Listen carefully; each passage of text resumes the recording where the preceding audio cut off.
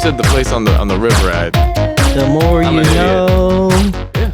All right, guys. 3, 2, 1. Let's record a podcast. My name is Jake. And I am Alex. This is Uncut Games, the Replay Cafe bi-weekly talkcore podcast, and I'm here with my guests, so I'm going to let it introduce themselves now. I'll start on my left. I am Tommy from Richie's room in Mount Clemens. And I am Richard from Richie's room, Mount Clemens. Who is also sometimes called Richie, right? Yes, I am sometimes. I'm called a lot of things. Good things? Good things, great things. Oh, awesome. I'm the GOAT. So do you prefer Rashad or do you prefer Richie, so I can continue getting it you right? Can call me Richie. Okay, to Richie? All right, guys. Was it just that Rashad's room didn't have the same ring? It did not.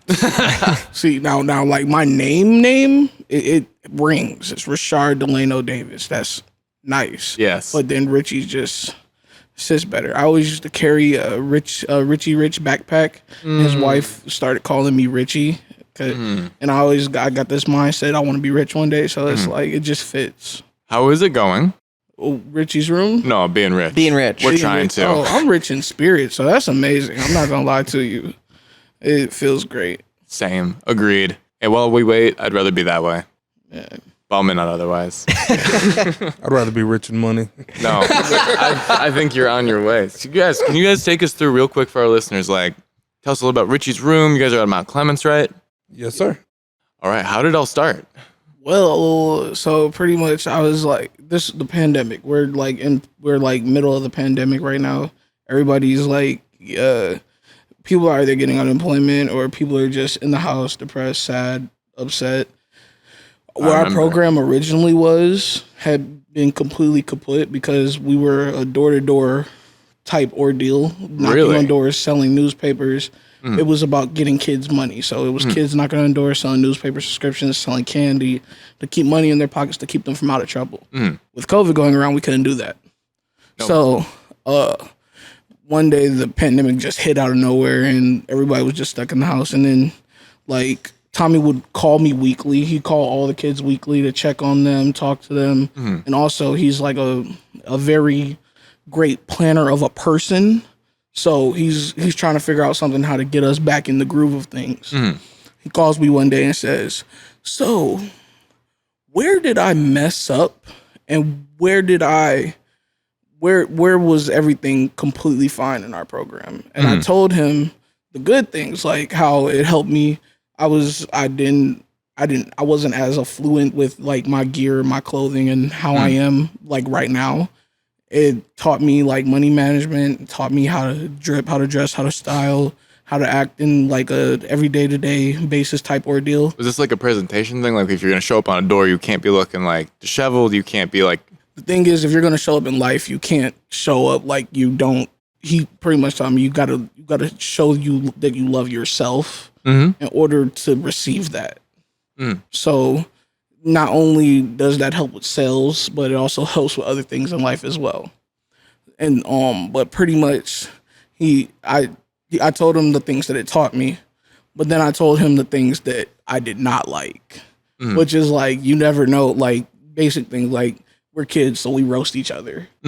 Now, what happens when you get roasted on a day that you don't want to be roasted? Yeah, what happens when somebody fighting with you, you don't want to play fight?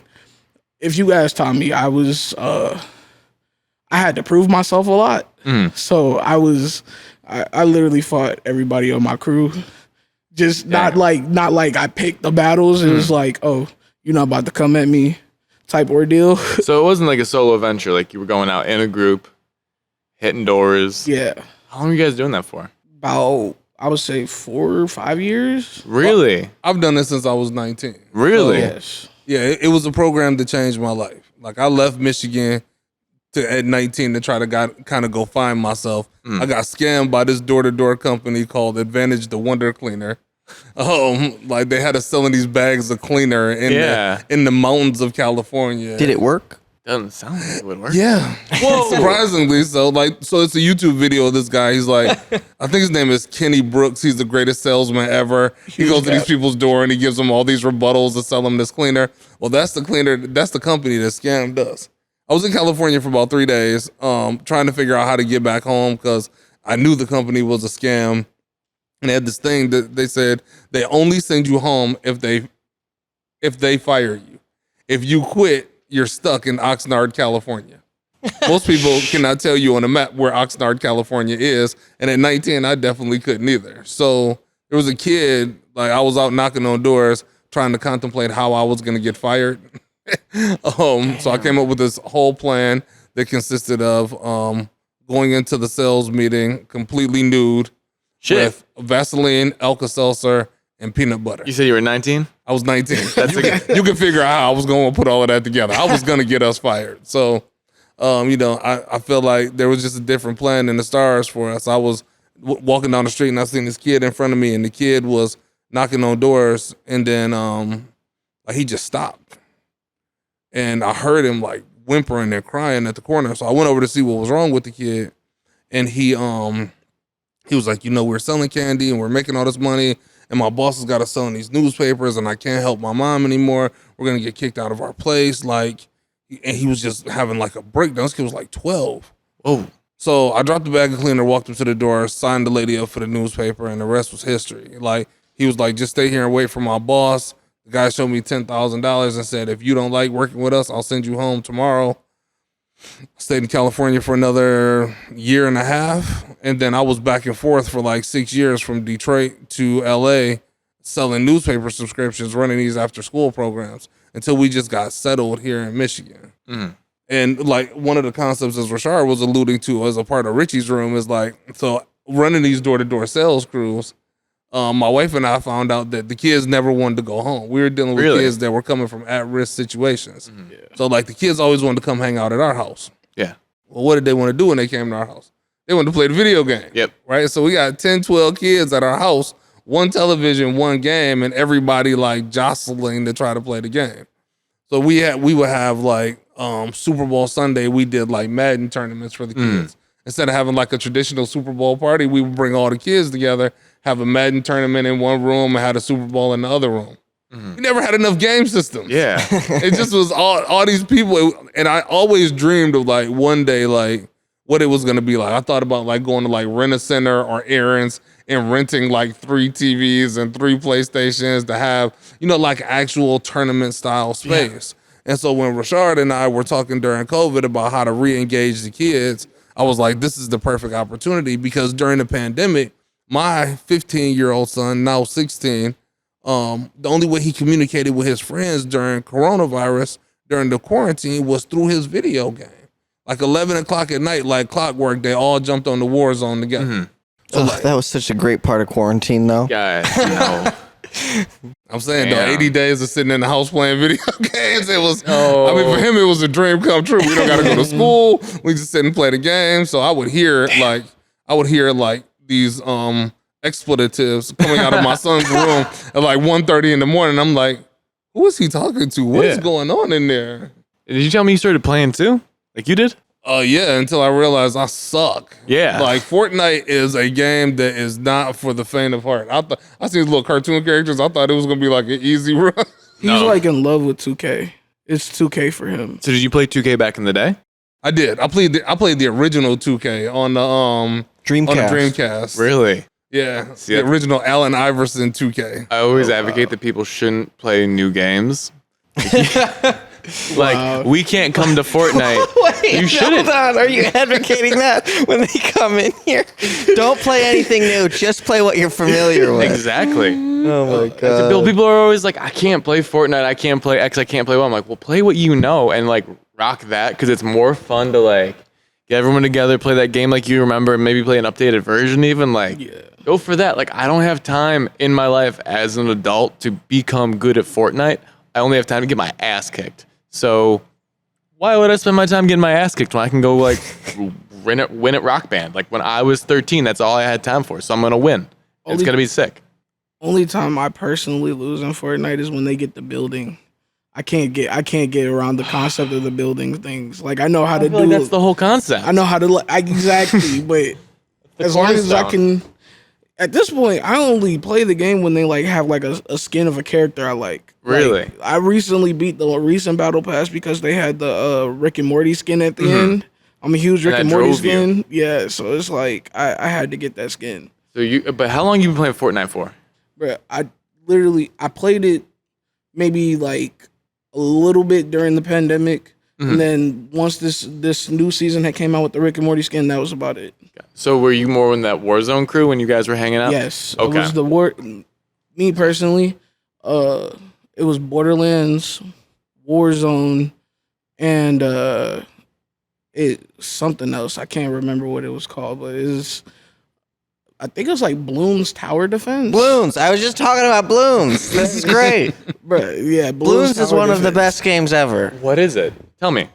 You're a bunch of monkeys popping balloons. Oh, I do actually know that. Wasn't this stuff like a Flash game? I'm not lying. I've heard about this.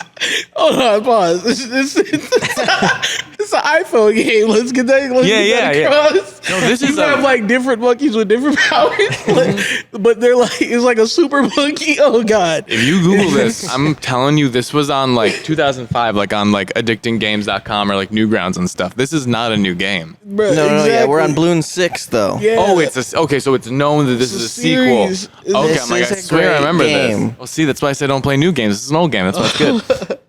Have you guys, Tommy, you had mentioned that you thought Fortnite would be easier because it was cartoony. Did you play Fall Guys at all? I did not. So I think Fall Guys is a game you could get in on because it's cartoony and it's just an obstacle course. So all you have to learn is like how to control the character. There's no building involved. You're just running and jumping. Tommy has not stopped shaking his head since Alex No, started bro. talking.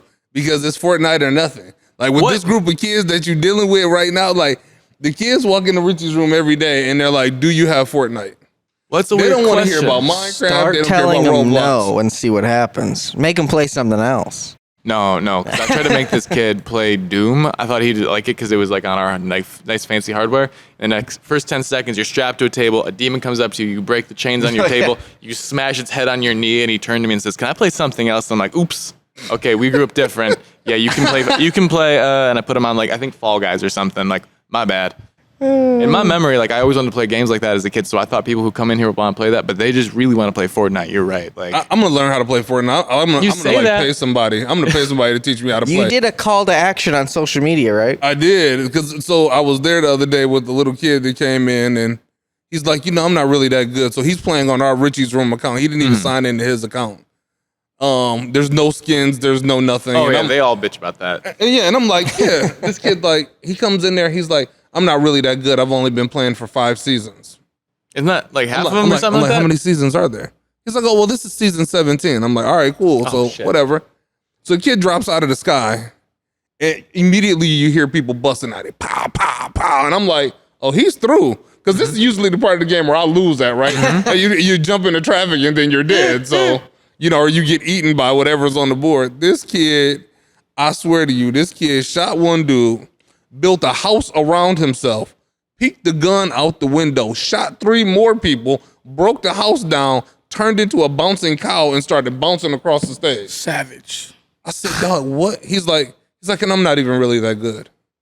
He's comparing himself to the pros he watches, and he's like, I'm getting it. I'm like not even fluid yet. No, Talk about being humble. That's what like, you watch. You're talking about like dudes on YouTube and stuff, and I feel like everyone's Yes. watching these pros and is learning from them. But that's also now the grade by which you like hold yourself now. In all honesty, it all like buckles down to what they're growing up with. Because when I was growing up, I had like Ratchet and Clank and like Yeah, there's one way to win Ratchet and Clank. That was to kill all the guys in front of you and keep moving forward. But Yes. this is completely different. exactly. It would be like if I was comparing myself on the basketball court and I only compare.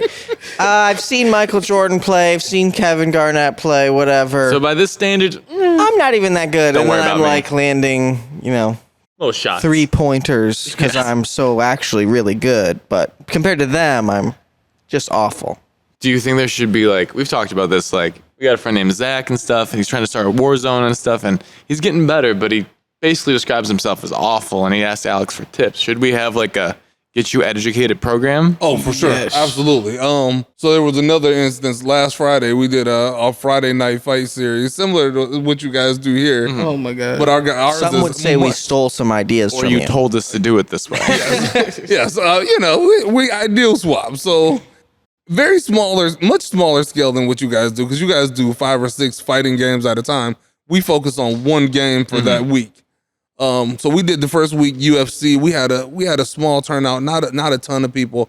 The second week for the Mortal Kombat tournament, Yeah, triple the people. Yeah, like 18 people in this tournament. And I'm like, wait a minute. First time we had 6, now we got 18. And there's these 2 guys that showed up out of nowhere. We don't know who they are. I thought I was sweet.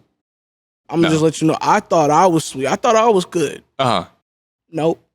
Yeah, when they know all the fatalities, all of the friendship brutalities, all of this. So they mop the floor with everybody. The kid walks up to me at the end of the night and says, "Hey, bro, if you need me to, I'll come over here and teach lessons to everybody else." Oh shit!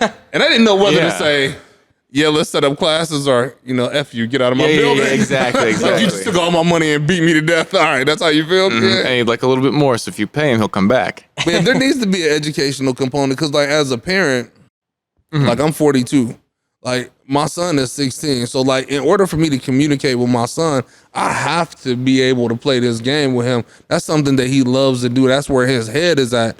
So there's a huge disconnect between parents and children when the parents aren't partaking in the games that their kids are playing. Like, we're trying to hold on to the music of our generation and of the games of our generation, but it doesn't bring me any closer to my kid to sit down and play 007, which he's like, oh, this is, I mean, so the other day we're in Richie's room and I'm playing Tecmo Bowl on one TV, the original Tecmo Bowl. They're playing Madden 2020 next to it. And to just see the difference, it's like, they're like, yeah, I would never play that. So now I have to, I have to be staunch enough in my approach to go ahead and learn these things that I don't know. Are they willing to go backwards though? Like you said, they never would play it, but like with your son, did you ever get a chance to sit down and be like, all right, this is the Sega Genesis. Like, this is it. Like, we had some kids playing Mortal Kombat in here yesterday, and I offered him the Mortal Kombat 11. He says, no, I only like the old ones. He asked for Deception on PS2 and 3 on SNES, which I thought was interesting. And he eventually got fed up with Deception and went back to 3. Would you go back to using a 3rd generation iPhone? I don't think it's a fair comparison. I mean, when you're talking about technology, it kind of is, though. I don't want to use my 12th generation iPhone. Like how you just like explained it, it's different when it's like when it comes to games. You could get anybody to go back in time as long as it's a good game. Would you watch an old movie? I think is a more similar question than would you use a 12th generation iPhone? Yes. Annabelle versus Freddy Krueger. It's a very different approach, right? You're right, because the CGI is different. It's Freddy scarier. Krueger was infinitely better than anything Annabelle did. Oh, hey, listen, I watched all Freddy Krueger movies. I've never stayed up till the sun came up in the morning with all the lights on in my house like I did after seeing Annabelle. Hold up. It was Chucky for you. Chucky. You guys have a thing with dolls. This is not about like anything else other than you guys are scared about dolls. The both of you. I had a traumatic experience with like an actual Chucky doll. Please, wait, what? Tell me. Go ahead. You want me to tell you? Of course. If you had a ghost story, I want a ghost story. This was when they first started selling the like actual like Chucky dolls in like the Spencer's or whatever, wherever they sell them at. I didn't know they did that. Yes, they like have full life size actual Chucky dolls. My mom thought it was funny to buy my brother one, and he left it in my bed, and I woke up, and like he had posable fingers and stuff, and you could put like knives and whatnot in his hand because it came with a plastic knife. But my brother's a jerk. He put an actual pocket knife in his hand. So as I'm trying to scramble to get out the bed, the doll accidentally snags on my ankle. The knife got in my ankle. I have a little scar on my ankle from it, and like it traumatized me. I thought Chucky was actually trying to kill me. How old were you? Bro, I was only 8. He would used to lock me in the bathroom. He would rush in the bathroom while I'm taking a dump, and then like he'll shut the lights off and go, "Hi, I'm Chucky. Do you want to play?" Just trying to scare the shit out of me. Anyone who wants to bust in the bathroom while I'm shitting scares me. That's a weird guy. He should be scared of you, but he's not, and that's off-putting. That's weird. Bruh. I had a like real life like it had other features too. Like when you take the batteries out, there's like an external powered. Yeah, like it says catchphrases and stuff. Okay. And so like when you like touch the battery pack or whatever, it has an external battery pack in its chest that nobody knows about. So when you touch the battery pack in the back, it goes, "Oh, you thought I was gonna stop working, huh?" So my mom is trying to show me it's just it's a toy that she bought, but it completely backfired.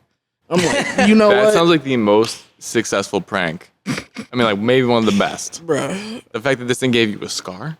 That's you're looking That's at it pretty as an sick. accomplishment. It's like I'm traumatized. Like, and I bet his wildest dreams, he never thought you'd have a You know lifelong what's scar. what's really messing me up? What? They're giving him a TV series on Sci-Fi. Okay, this It's is not even what he does that scares me. It's Yeah, how exactly. he looks. Really? Yes, Which part? it's his face. Overalls? No, No, the face. it's his face. Like whenever I see it, I instantly get petrified. I can't move. Like the fact that people Yeah. stand there when he kills them. Yeah. I completely understand it because I'm petrified by how he looks. That's it. That's So, did you ever watch the movies, or did this thing just show up for you? yes. We had just left the movie theater from watching The Bride of Chucky. That's why she bought it from him. That was like his Bride favorite of thing. Chucky come out? Was this like 2001, 2002, I don't remember that at all? 2004. I think I don't know. I watched Chucky movies on snow days, so I never know that they came out in theater. If I'm like with a group of people, I can sit down and like watch it and act like the cool guy. Like, yeah, I'm good. Yeah. But if I'm like, as soon as I go home, it's all over. I'm turning all the light. My power. Oh yeah, bill's don't gonna watch be- a horror movie alone. Don't play a horror game alone either. Like I won't play it at the nighttime It here. makes me mad because he's not. It's not even a horror movie. He's That's why when you funny. said you're scared of, yep. I wish I could sit here and enjoy the movies because he had like 3 more that came out on Netflix, Yeah. and I can't watch them by myself. It's like, What's the reason to get together with friends then? Because you want to watch them, right? Like you want to conquer your fear. yes, but Exactly. I can't. I literally can't. Every time I see him, I get petrified. So then, Tommy, what happened to you with dolls? Do you have an ankle on your scar? Wait, scar on your ankle? No, it was the movie. Nope. I'm telling Full-on you, movie. the reality of it is like as things progress, like we were talking about video games, the new ones versus the old ones. Mm-hmm. And the same thing with the movies. Like it just like Annabelle was real to me. Like it was real. I went home. I thought I was, I went into the movies with like 8 teenagers, and I Yeah. thought I was super tough. I Oh, left you're the movie taking a theater crew? like, oh, we good, man. We straight. I got home. So Everybody in wasn't- my house was asleep. I turned on every light, all the basement lights, the attic light, every light in my house had to be on until the sun came up. I No couldn't dark do it, bro. crevices. That's what you pay for. That you don't want to be scared in the movie theater. You want to be scared when you go home. I that's- have no idea what Annabelle is. Oh my gosh, it's a doll. It's a scary doll. So Well, I've we picked up on actually that. watched Oh, yeah. the real story of Annabelle. Raggedy This is Ann. true also. There's a real Annabelle. We so the doll is real. It was based on we watched all of this stuff before we going to actually see the movie. So it's based on a true story. This doll is in like Ohio in this museum of like wonderment or something. It's a Raggedy Ann doll. The doll was supposedly like possessed by a demon spirit and like killed all of these people. Oh my god. How they portray it in the movie is like this weird faced, dark porcelain doll that comes to life and is like killing people. Like the pastor in the movie tried to take it into the church and it blew the pastor up in front of the door. Like it was like crazy. This thing was like insane. And I'll rock with it. My mother-in-law in her house, we live in a historic district in Mount Clemens. Oh. She's got the Raggedy Ann and Andy dolls. Really? In the upstairs of her house is like a guest bedroom. I don't even go up there no more. Like, I don't even do it. I see don't it. even do it at all. It's a very ominous like vibe. Well, that's the thing. Like, I think if the way Annabelle looks in the movie, if I saw it in real life, I would register it as just like a toy, as something that couldn't be scary because you made it to be scary. When it's real life and it's the Raggedy Ann thing, and it's like, what's the story? Like, right? It moved around the house or something like that. Like, Yeah, what- the thing moved by itself. They kept trying to throw it away. They burned it. It came back and sat on the couch. and it's Like, just I'm like straight. placid faced, like Raggedy Ann doll. That's much scarier. It's just not cinematic. And I watched that by myself. I'm good with that. Really, I watched Brag about Annabelle it. by myself. I could do that. I think Alex hates horror movies. Am I right? I don't really watch them. And But my biggest fear is just birds in general. Yeah. So Well, then I have a movie that you should not watch. Old movie you should. One time I think a bird got in here and our friend was here helping out and Alex just goes, Eric, I need you to take care of this. And like dove for cover. I basically just ran away. At one point, so whenever birds get close to me, I get goosebumps and my hair stands up, and wow. it's Do you think that's like a carryover genetic thing from like dinosaurs? 100%. Like you can sense that they used to be much worse. Also, and I talked about this the other day with James, but when we were in high school, he had a pet bird. Okay. He would put it in my shirt. And then I would have to fight to get the bird I'm out not of my gonna lie, bro. shirt, and I'd It's run worse around than his Chucky. house. If you have a bird in your shirt? Dude, I wouldn't be around birds either. No, That's I wouldn't hilarious. be. Yeah, it's pretty. I don't have any scars or anything. Yeah, I was gonna say, just can you lift up your shirt and mental see if we got- anguish I from can't trying to imagine. not kill this bird while ripping it out of my shirt. So you said you met James, or you telling me earlier today, he'd blow in your ear in gym class. So you thought, I'll go to his house, and he put a bird in your shirt. And then you thought, I'll just stay friends with this guy. Yeah, I'll just be friends with this guy forever. It couldn't get worse. Wow. But yeah, when the bird was in here, I was frozen, and luckily Eric was here. So, but at one point they were like throwing a plastic bottle at it, trying to just get it to move. And so I was like standing over here, and they threw it. It bounced off the ceiling, and it almost hit the bird. So the bird took off, and when it launched, it launched right at me. So in my head, it's like right behind and I'm just running Tom Cruise, fingers out, sprinting down the highway, Oh my trying to get God. away from this thing. That's hilarious. I think my house is haunted. I just moved into an old one. People started hearing voices on the stairs. I've heard voices on the stairs. When something like that happens, like you almost teleport, like you don't run. You basically like, this was a different time, but like I thought I heard a voice also, so I ran, and then my girlfriend's in bed, and I burst through the door backwards and threw myself on the bed like this so I could see what was coming. And she like woke up and screamed, and I was screaming, and then I realized what had happened was I had my phone open, and my Instagram stories were still rolling, and I didn't know it. So when I heard a lady's voice in my right ear only in my own kitchen and lost my fucking mind, it's because my phone was just, I'd been on Instagram and I got it from the couch, and there was a couple of pictures, but then it was a video, it was an ad. See, I'm different. I grew up watching Casper, Yeah. so it's like I would try to let it know You're- I'm your friend. I think that's actually kind of a great perspective to have. Like, you think that ghosts can be friendly. I think they can only be horrifying because of all that they imply. I would make that ghost a cup of coffee and leave it on the table and just be like, "This is for you." Would it bring you peace to know that there are ghosts? That's I very. don't think bro, I thought there was a ghost in here the night I came here. I ain't Here? gonna lie. Yes, it's Whoa, very. whoa, no slander. No. We've been told by the guy upstairs that he says that there are ghosts in the basement. Bruh. So I think you could. What do you see? Wait, take us through it. It was the chill I got on the back of my neck when I went to the bathroom. That was Okay. it. And it's just Cool. like the whole all around like vibe. Once it's nighttime here, like once you get in here, it's safe. It's nice. Yes. I love it. But Thanks for that. those doors, Yeah. You don't know where they go. exactly. The big hallways, it's always the big spaces for me. Mm-hmm. It's always a big space. It's enough space just for something to get me. I got a question for you. I'll say two. Okay, so two things. You're talking about going to the bathroom, which it's a cozy place. If you've never been, I'll just say that. But I spend not a lot of time. I go to the bathroom here, and I use that bathroom too. And here's the thing: people come into the bathroom, they're always talking about the bathroom. Some people come in, they're like, "It's like the club," and I'm like, "Yes." And they come in, and other times they come in, they're like, "This is the most filthy, disgusting bathroom I've ever been in," and I'm like always on the seat. They're always talking about our space whenever I sit down, and like I'm been in there for a while, like it's bound to happen. So I really get like, forget Google reviews. I'm hearing it firsthand. They're always doing it. They think in the bathroom they're safe, but there I am listening. I was kind of thrown off because I thought I was like in the wrong bathroom. It took me. I was like, "Is there another bathroom around here?" Because when I went in there was a girl with like purple hair or something, and I'm like, "Oh, okay, so this is everybody bathroom." I've heard that a lot too. They say that when they walk in. Yeah, So this is for We covered up the urinal just for the comfort of everybody in an everybody bathroom. on the count of where the mirrors are. We looked at it and we said no urinals allowed if everyone's using this The place. mirror happens to be in the worst possible location, so if you were entering and someone was at the urinal, you'd just get a whole view of Get it all.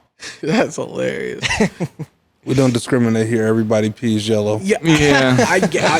Well, in our that's bathroom dope. it's pink because we got the. Yes, it was the lighting for me. It really Really? turns It was the the lighting. the color of the water in the toilet a weird color too, so you're like, am I bleeding? No, I've never God. quite had that. You might have been bleeding. Uh-oh. That's crazy. You would know. But did we cover really what Richie's room Oh, is? I shit. feel like we said Richie's Yeah, room, we but we got never off. All said right, let's what really it get is. back off into the topic. real interview. Richie's room is a console gaming arena. We have 7 stations set up with the PlayStation 5, the Xbox S series, the Xbox X series, a whole wall full of Nintendo Switches, and then we have a TV that is completely dedicated, 65-inch TV completely dedicated to all of the old school gaming systems. So we have a modded Sega Genesis, a modded original NES system. We're in the process of getting a modded Super NES to just give that old school feel while the parents are sitting there waiting on their kids. We wanted to have a place in Mount Clemens where we could bring kids together. We live in a historic city that people always talk about. There's a lot of food downtown, but there's nowhere to shop and there's definitely nothing to do. If you're not an adult, you're not going to the bar drinking, then there's really nothing to do. So we wanted to create an experience to where the kids had a place downtown to actually call their own, a place that they can hang out for, $5, $10, whatever, that just gives them a space to chill out, eat snacks, and hang out with their friends. Because post-COVID, we're going to all need a place to re-engage. And the kids, the mental health component for adults was bad during COVID. It was absolutely like it wiped out our children. And I think the long-term effects of that have not been felt yet. I think this next school year, we will begin to see what happened with our children during coronavirus. Oh, yeah. And spaces like this give kids an outlet, a safe outlet where to re-engage with each other. I think anyone can also come in too. Like, I think of all the places that, like, when I was growing up would be traditional for kids only and stuff, but like they're still prohibitive in a way. Like, if I wanted to go to the skate park, I had to learn how to skate. I couldn't just walk in and do my own thing for a little while, get acquainted with the space, and then move from station to station, meet people, which is something you see in places like where we got, where after a while people start to recognize each other and they naturally feel comfortable because it's like you don't even have to talk. You just know each other there, and you know that those guys talk to the people at the desk and you talk to the people at the desk. It's got to be easy. You can drop down, you can play a fighter especially. That's kind of why we're leading with FGC, is because we know it builds community like nothing else. Go head to head with somebody and just no other game is like really just one-on-one. Well, and that's the thing. This is the move for this generation because when I was a kid, we still had video arcades. So you go to a movie theater, there was an arcade attached, or you had freestanding arcades like the golfing games that used to be in Warren. We affectionately called it the Butterfly. The Butterfly, I've heard so many good things about. The Butterfly was amazing. Like, it was just an arcade. It was like that 70s, 80s pool hall vibe, but it also had cabinet games. So this generation doesn't have that because we're so Disney World with all of our arcades now. You got to go in and win stuff. All of the games suck. I mean, let's be honest. They do suck. Like, all of the games are overpriced. You go to an arcade now, and none of them are really cool games that you get to sit down and play. It's all about winning tickets and winning some junk prize and then going out. Deal or no deal. The essence of the really good gaming experience. Oh yeah, they're also. I don't know if anyone else has this problem. They're loud as shit. Like, if I feel like I turn this thing on, it just starts blaring at me. I almost want it to be over. Get my ticket and just leave it alone. I can't spend the time with it to enjoy. This is actually a question I want to ask both of you because it kind of came to me as you were talking, and I brought up FGC for a quick second. So we're talking about Fortnite earlier, right? 100-person game, and then FGC 2-player game most often. Maybe it's Smash or something, or Brawlhalla, so it's 4 or 8. But I feel like games are social, obviously. And I want to ask Richie this also because I know he plays Fortnite. Is there ability to meet another player in Fortnite, become tight online, have that kind of friendship? Yes. Is there? Course. Even in a 100-person game? Somebody donated, one of my online friends donated us an Xbox just off of the love of the fact that I was actually a cool person to meet online. How do you, maybe I'm just old. How do you talk to someone in Fortnite? Because back in the day, some dude would kick my ass in Halo, and I'd send him a friend request. Let me get something clear first. Fortnite is a very toxic place to be. You gotta. Well, that's what I mean. That's different. I met this person playing Borderlands. That's more civil people, even though it's a savage game. It's like that's how I met him. But I've met a couple people through Fortnite. It's usually mainly just always kids or just squeakers, and it's just are they teammates? It's teammates, and the thing about the Fortnite atmosphere, everything is about vibe checks. So they'll throw something out there to see if you're gonna catch the vibe, and if you say I'm good, they'll kick you, or if you or if you match whatever they throw out there, say they start moaning in the mic or something. Yeah, exactly. You gotta if you just be what the yeah, they'll be okay, he's not matching the vibe. I'm not gonna carry him. You feel me? It's all about vibes. Like, it's very rare I meet somebody and it's like they're normal. I think a lot about like I feel like kids are overloaded. We're talking about like their mental health and stuff, and I feel like there's like too much information. The world is like, because of your phone, it's in your pocket, so all the scariest things you could read that are real are in your phone on your pocket, and this affects your mental health as a kid. Yeah. But then I'm trying to think like how when you go into a game and you're in a 100-person game, it's too many people. Like, it seems like it's easier to make a social connection at Richie's room or in here or even in a game on a smaller scale. Yes. And so I'm just thinking about that because I know you say that like League is toxic, and I'm wondering like, but you met Cups through League at the same time. No. No, I thought you guys played online. We didn't meet through League. Oh, I just had a You thought we met through League and he just happened to live down the street? yes. That's insane. I've always told everyone it's a crazy story, but I guess I just made it up. That makes more sense. I don't know. So like, have you talked to kids about mental health in the pandemic, like how they're feeling? Oh yeah, What have they told you? We had a lot of serious conversations with them just about that, and a lot of kids, they're not doing well. They're just not talking about it. Okay, so you asked them. Yeah, our youth. So Richie's Room is a program under TCB Youth Mentoring. So like, we've been running this mentoring program for over 20 years. Mm-hmm. So we really want to know where the kids are. We do weekly check-ins with the kids. As Rashard said, during the pandemic, I was calling the kids on a weekly basis, making sure that everybody had what they needed in their houses, and that we still took care of the kids that are directly in our downline. But it was crazy to me, like I said, like watching my son connect with his friends over these games. And even the other day when the kid came into Richie's room, right? So he's hanging out with his little sister. Mom's at work, so she drops him off. Kind of like what you were talking about the other day. Like, mom drops him off. She's like, I'm going to my office. Call me if they need anything. So the kids are in there hanging out. The little girl's playing Among Us and the boys playing Fortnite. But he's texting all of his friends his location in Fortnite. So they're being very social while playing the game. Are you guys on? Are you guys getting on? All right, I'm about to go home. We're all going to jump on together.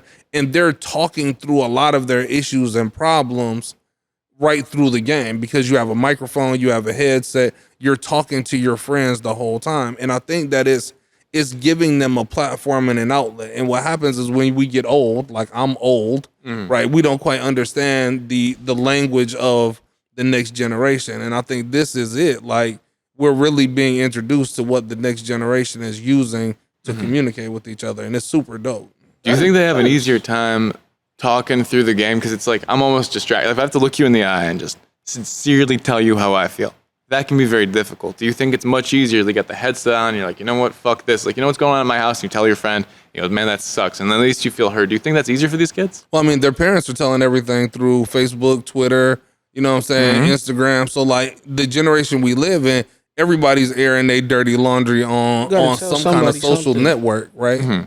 And mental health is a huge conversation that's going to keep coming up. The state just put like $17 billion towards kids' mental health. It's going to be a conversation that we're going to be having for years to come. And I think that video games provides that escapism and that outlet for the kids to just be able to interact as friends, right? Like, you like this game, I like this game. This is something we have in common, versus like me having to go meet you in public.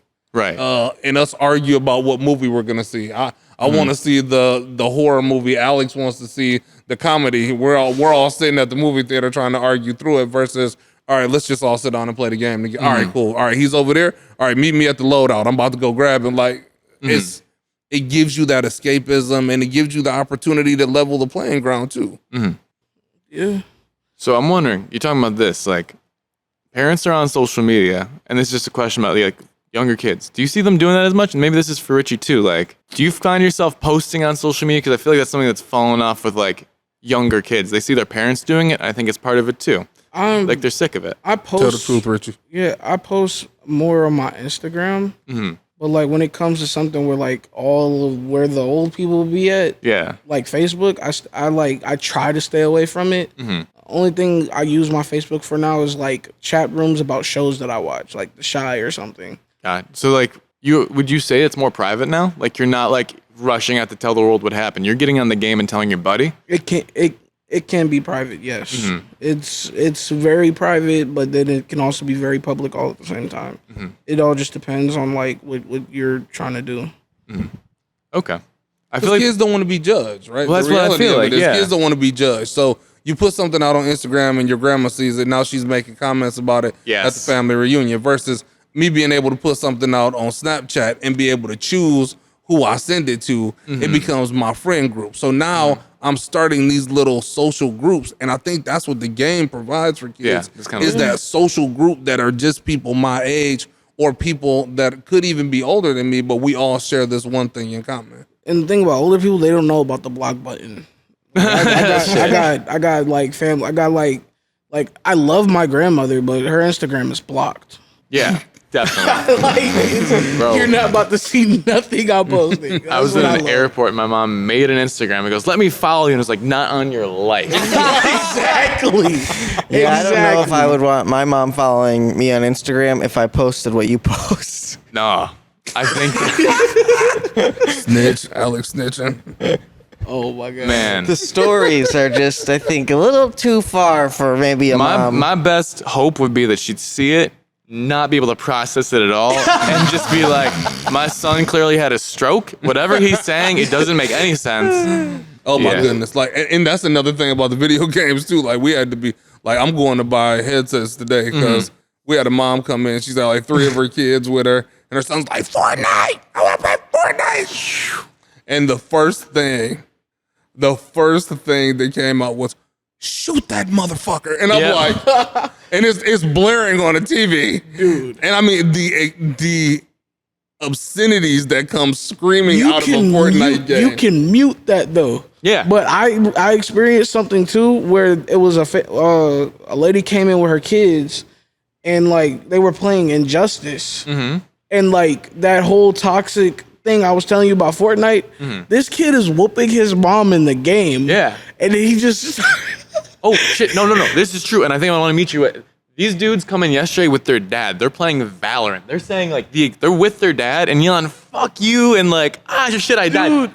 Never with my dad would I do this that. kid is he has to be no more than like 8 or 9 years old. He's whooping his mom and Injustice starts going, suck it. And I'm like, oh. I'm like, whoa. She's like, you better stop before I make. She was going light on him. My mom. One time I said shit and outside, and I walked inside the house and said, "Mom, I said shit and I'm sorry." And she goes, "It's okay." And I go back outside. Like,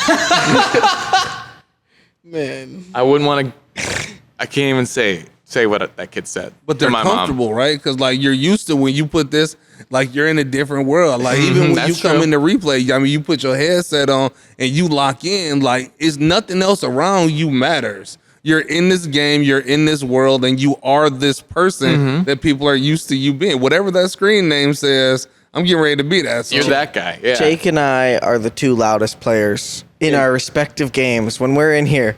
I was playing Valorant with Savannah too, and they said, basically, I'm glad I'm playing with you because now I know how loud I can be. Yeah. Because I'm just screaming, push, get him! Yeah. I scream every time I get shot. Like, if I get shot in a game, I start yelling like I got shot for real. yeah. We also still have, like, you've asked me and stuff, you're like, that kid's screaming a bunch of shit. Like, should we say something? Like, if you ever been, had to stop someone and been like, okay, like, cool it. How do you manage that? Like, what is toxicity online? It comes out of a real person's mouth in a real room. Yes. Did it ever happen at your guys' place where you have to like cool them down? Oh yeah, like when these 2, I'm telling you, when these 2 dudes just mopped the floor with everybody in Mortal Kombat the other night, they were like, fuck them. Like, I'm gonna beat his ass. Like you beat my ass on the game, but I'm gonna beat your ass in person. And I'm like, no, it's not that serious. I mean, like they were like juggling dudes that thought that they were really good at this. They're like, their corpses are like being juggled across the screen. Bro, I looked at one of them, I'm like, I want you. Like I have full confidence. I even did a little bit of something. I made my own variant. I didn't know if that was a rule or not in the contest or whatnot, but I was using my own variant. That shit did not matter. It did not matter. I was like, okay. Anytime a dude show up with his own controller that he pulls out of a mini backpack, you know he with Oh, the you shit. mean like Yeah, the his fight own sticks? Oh yeah, he was with the shit. He walked in with the shit. Never Like, he make was that like- mistake again. If a dude shows up and he's got his board, he's dropped $300 on that thing. So in my generation, it was like if you in the pool hall and a dude come in with his own pool stick. I learned the other night what that means in this generation. This mug came in ready to go. I was like, oh yeah, he with the shit. He probably bought that thing with the prize money from the last time he won. Like, He told me, bro. He was like, yeah, our usual place was catching on to us, so we had to come somewhere new. what do you mean? Are you catching on? I'm like- what are you doing? I'm like, how many other places are there? How many other places are there that you just beating the snot out of people at? But it does get toxic. But again, it's an outlet, right? Like it's a place That's a for really them to good go perspective. be themselves. You have to get that out. You know what I'm saying? If the kid is cussing and telling people to fuck off, you'd much rather have him do that online than have him do that to his little sister. You know, his rather brother have him Sally do in the that side of the online. head, telling her to go Oh my God. That fuck kind off of somewhere. goes back though, right? You mentioned that in the beginning. You're like, I started getting kids jobs. 'Cause if you get a kid a job and you get them some money, then they have some means and they can make some decisions, and then they're not fucking going around with the first guy who's like, hey, you know how you can get some money? Go sell this. Like, this seems like the same project. Like, which one do you think is going to be more like, are you going back to the paper stuff or are you going to stick with Richie's Room? So what was really great is when we started Richie's Room, we partnered with Michigan Works, and Michigan Works has chosen us as a part of their Young Professionals program. So now it gave us the ability to hire up to 6 teenagers between 14 and 24 to work at Richie's Room.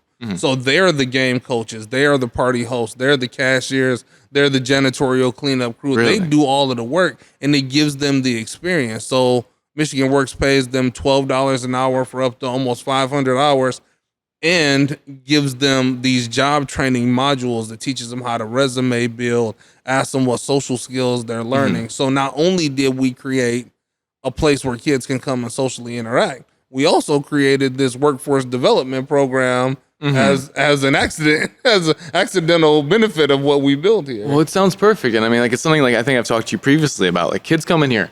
I think we get 4 to 5 people a day walking up and say, how do I get a job here? And the first thing I have to ask is like, what's your experience? And they go, oh, I don't have any experience. They're like, what about a resume? And they don't have that either. And it's like, it's like, you seem super nice. I am thrilled with your enthusiasm, but I need to know that you have some experience or something like that.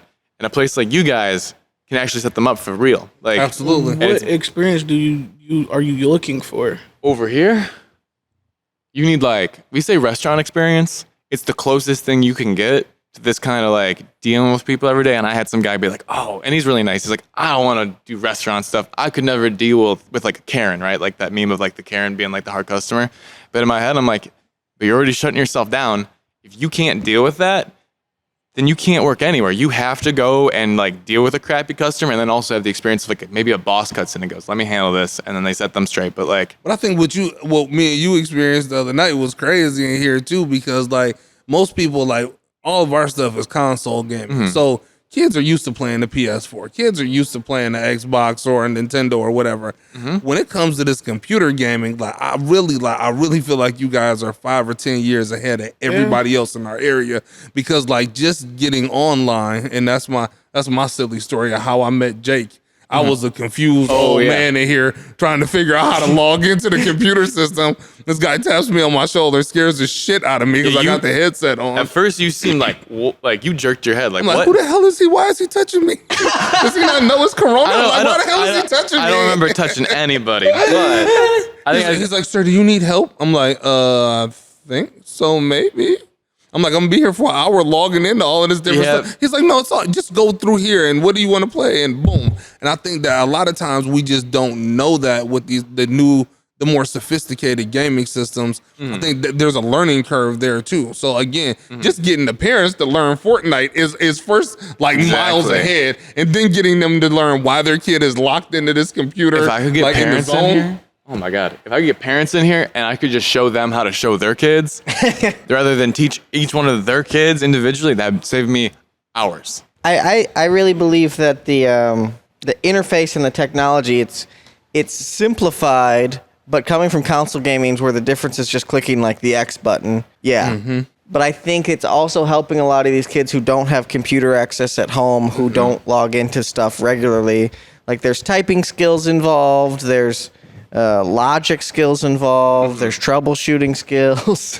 My hope is that one of these kids goes into the apps page and goes like, oh, Photoshop or Premiere or something like that. How do I get in on this? Like, because like everyone sees memes. Like, I can make memes in Photoshop. I can make videos in Premiere. And then they're in here and they're like, I have a place I can go where I can work on my projects. Because like when I was a kid, I had Windows Movie Maker. And that was cool, but it like only went so far as I can put music on a video or something like that. And like from there, you can actually get kids like producing content, which is like Richie was saying, like he wants to do like get a YouTube setup going. He's going to need to know how to edit. He's going to need to know how to use that software. And as more stuff goes online, more stuff is just media production is a lot of people's jobs. So like I'm hoping we can do some of that. That's yesterday technology too. YouTube, I mean, you got your Jake and Logan Pauls that are like filthy rich. Like Twitch is the wave. Like I spent some time like trying to learn Twitch. And again, I still don't know how to play Fortnite. So learning Twitch is like complex algorithms, right?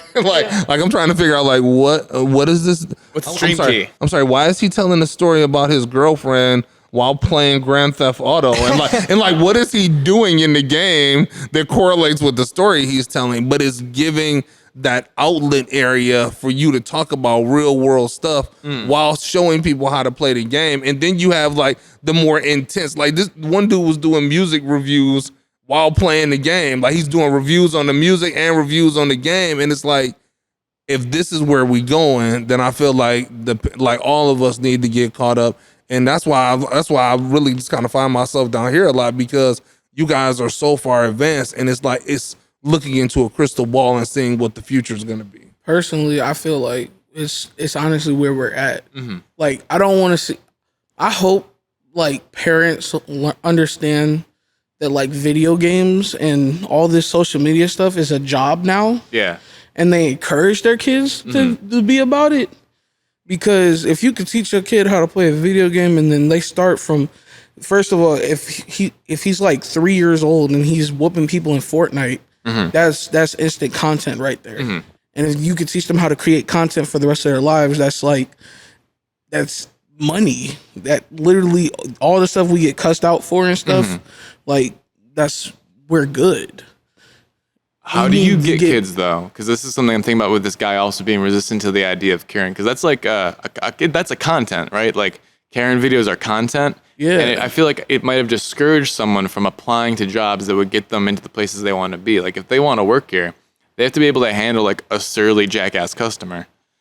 And like I don't want people to be too comfortable and just like, oh, I can make videos of myself playing Minecraft and thinking that's the end. Like you were going around and doing paper routes and stuff. It's not really paper route, but like the sale.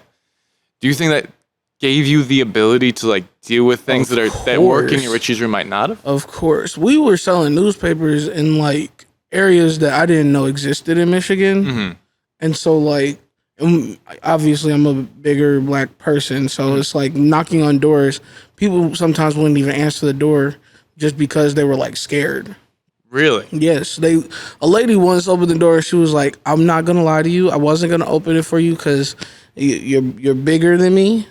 And I'm like, maybe. I like you your point at your honesty. N64 shirt and be like, I'm just... Bruh, I literally started like... True. I got tattoos too. The Margin Boo tattoo. He's got a big pink ghost tattoo. Jeez. It's like he's supposed to be like my little character. He got an R on his belt and everything.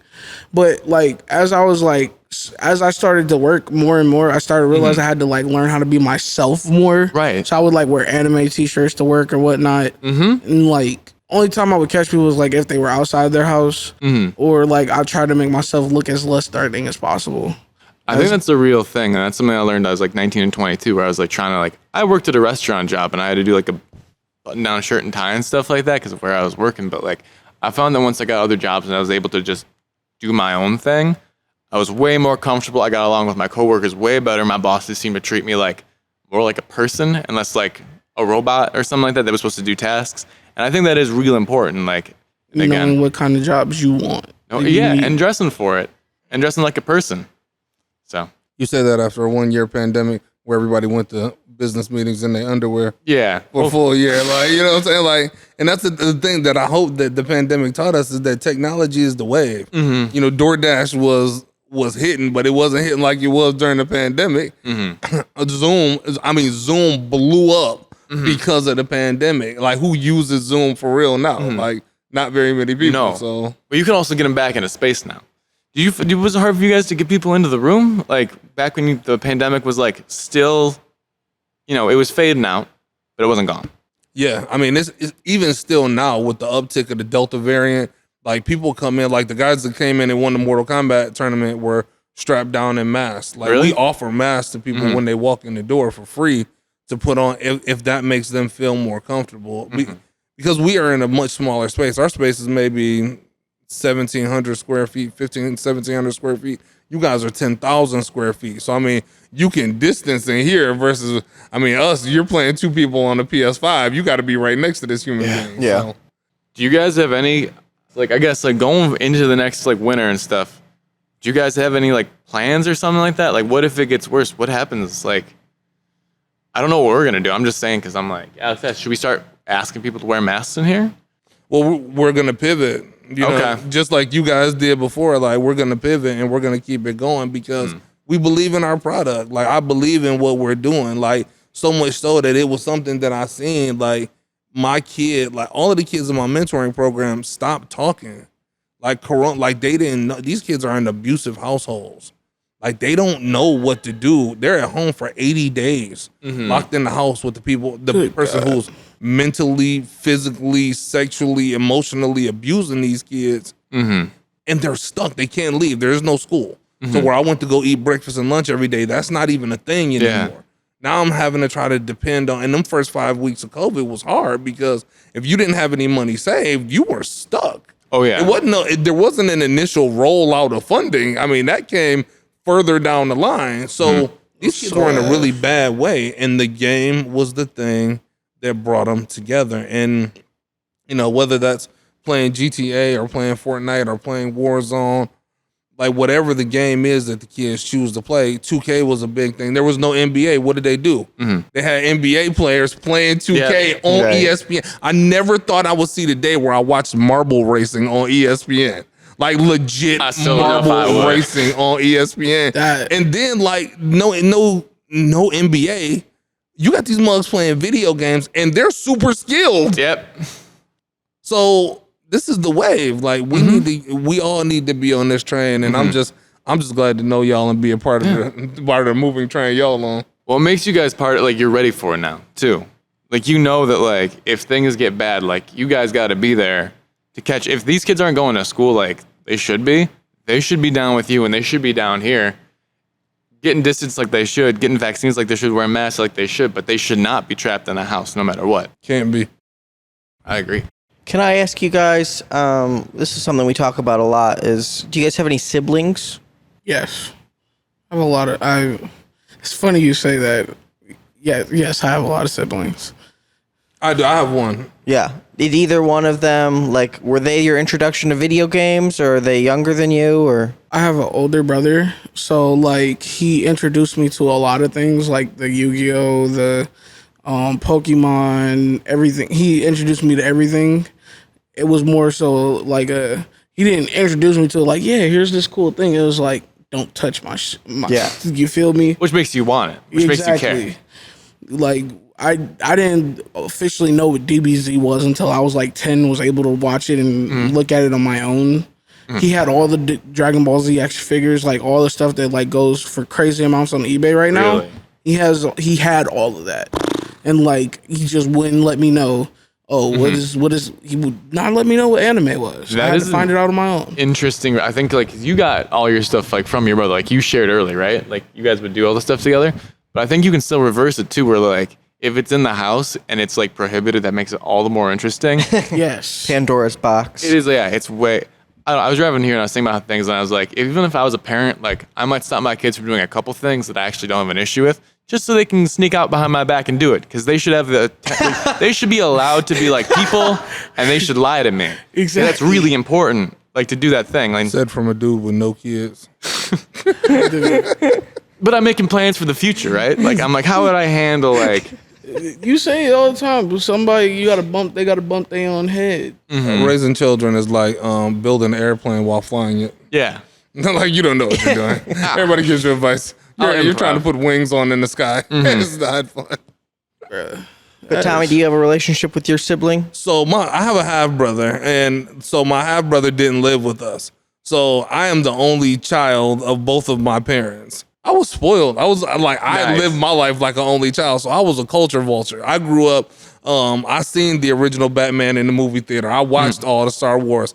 I watched WrestleMania 1 from the comfort of my parents' bedroom. Like I grew up in that. So when the first Nintendo came out, I had it. I played Duck Hunt. I remember clicking that orange gun in front of the screen every day and not being able to play Double Dribble and all my friends destroying me playing Double Dribble. So as this thing has evolved, I was 19 years old when I started this youth mentoring program. So I've always tried to stay relatively young and stay where the kids are at, even as the music has started sucking more and more. It's like the older you get, the more the music is shit to you. That's the second time you brought that up, so I think it might be the one thing you're just like, I can't do it. I mean, it's you know what I'm saying? Like a lot of things in arts and culture, like a lot of stuff I do vibe with, like all of the Marvel movies I think are awesome. Like the whole Marvel summer blockbuster films, it's amazing to me. But then like some of the music is like, we went from drug dealers to drug users, and everybody's like manic depressive now. I can't do it, dog. I can't. Everybody. The thing is, Go. Do it. Everybody's always been depressed. We're in a different time where it's like, okay, let me talk about it. That's the only difference. I have this discussion with my friends a lot where I feel like people are more depressed. Like, I feel like they really are more unhappy, but I think, and they'll always come back and say, no, people were always that way. They just feel comfortable talking about it. And I can't pick a side where I feel like it's a little bit of both. Like, it's always been there. I don't know.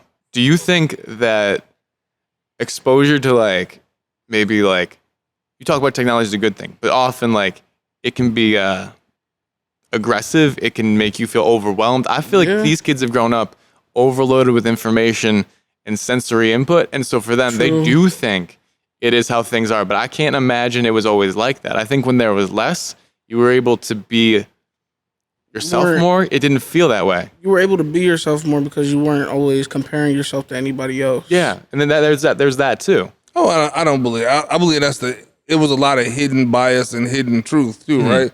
So these kids are growing up with all of their senses peaked, right? But that's also what brought forth social change last year, right? So in lieu of the death of George Floyd, I'm in downtown Detroit with black kids and white kids, more white kids than black kids, walking through downtown Detroit protesting on behalf of a man who died in the state, somebody that they never knew. So I really think that that social awakening came because of their constant exposure to technology. So they're seeing things.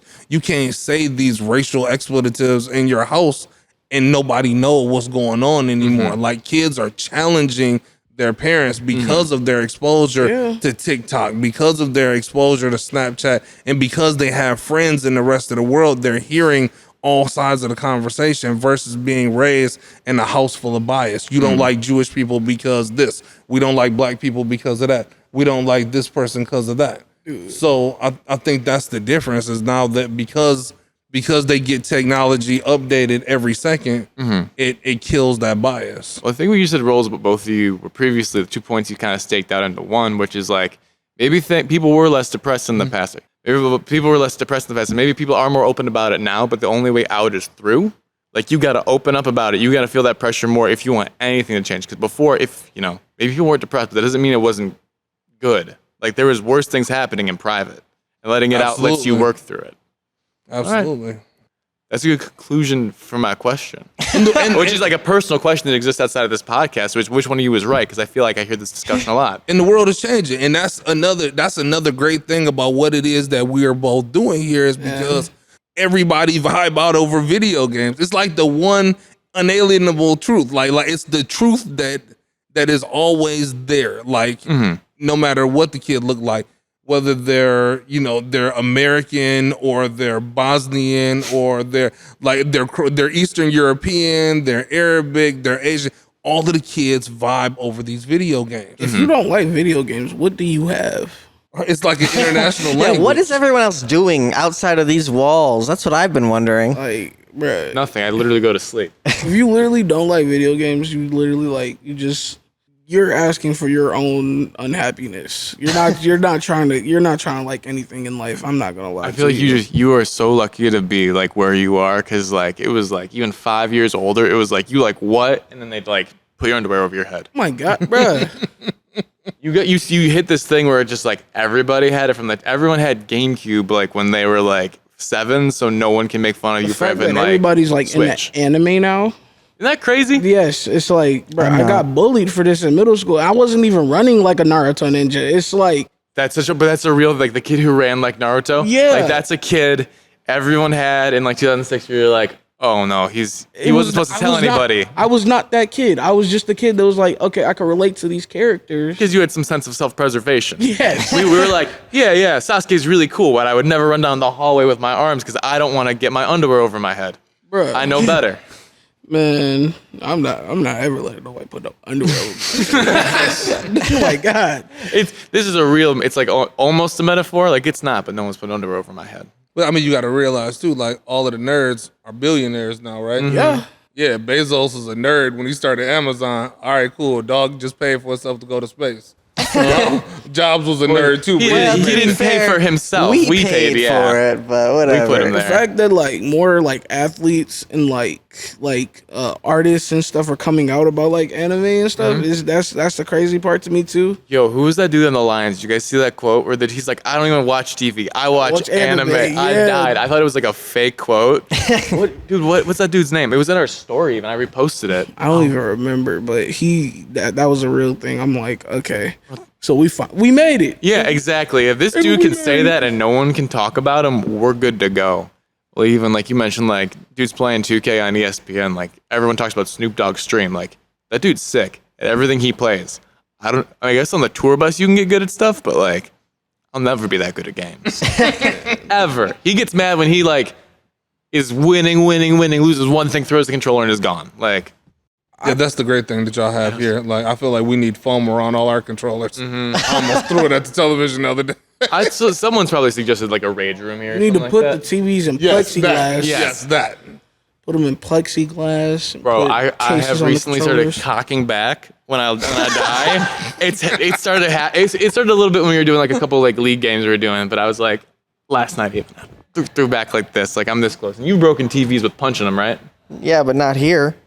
Well, done not here. That's why I stopped myself. I realize we need all adult nights at Richie's room because like every time I die, I scream fuck. Yeah. No matter what it is, like I get knocked out and you have scream. Well, they can't hear you. Those kids, they're like, I've never like raged unless I was like actually like doing really good in a match and then like I'm feeling myself. And See? it's not necessarily a rage, it's just me. I'm feeling myself, so I'm about to start talking shit. What you're describing is every game I play. I'm always feeling myself. I'm the best at every game here until somebody proves otherwise. Exactly. that's the Snoop Dogg thing where he like throws his controller and he doesn't get like the perfection or whatever he's going for. Alex is like the real Alex on Grandma's Boy. Yeah. He's like the old guy gamer that comes in and whoops everybody at all the games. Alex is in charge of like he's the kind you carry over into your game the same way you are here, where you're like got the big picture plan. I think that's you in all games. You're like you're seeing the meta and you don't need to be in the thick of the action because you're calling from behind, and that's your role. Yeah. To wrap up real quick, I'll ask you guys, who are you in the game? Because if Alex is like the man with the plan, like who's Richie? How does Tommy play? How would you guys describe your play styles?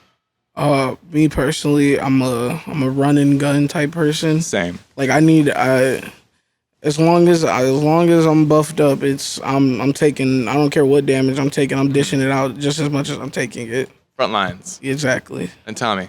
I'm a fire sign. I'm a Leo. I Yeah? gotta dominate. Whatever we're playing, I gotta dominate. And if I don't dominate, I don't even want to play it no more. You just take this game, take it back to the store, give it back to the clerk. I don't want it anymore. He doesn't need Fortnite. Nope, Depending. yeah. Damn, that's crazy. You really. But I want to be. I want to be dominant Secretly, at of Fortnite. course. I want just to hear the kids like the shit they talk. They be like, "You're fucking trash, dude." I'm like, "You're 9, bro. Like you're 9. You're here cussing like a This sailor. is You're why I 9 don't feel years bad old." about swearing in here because I'm like, I know they've got their headphones on. They're hearing it right into their ears anyway. Yeah. Worse Yeah. in the headphones. I thought I was like strategic at some point, but even when I'm playing a strategic game, I'm still like just destroy. You want it right away. Oh my god. Waiting is too much. That's the way I feel. I can't play. I need to play Warzone with Alex, or I can't play Warzone. I need someone to be like, we're going this way. I'm like, awesome, we're going that way. I'm not strategic at all. I'm always going in guns blazing. That's okay. You're there for the game. You want to win, and that's important. You want to hang back, you're all good. Anyways, I think it's time we got to start opening up our shop.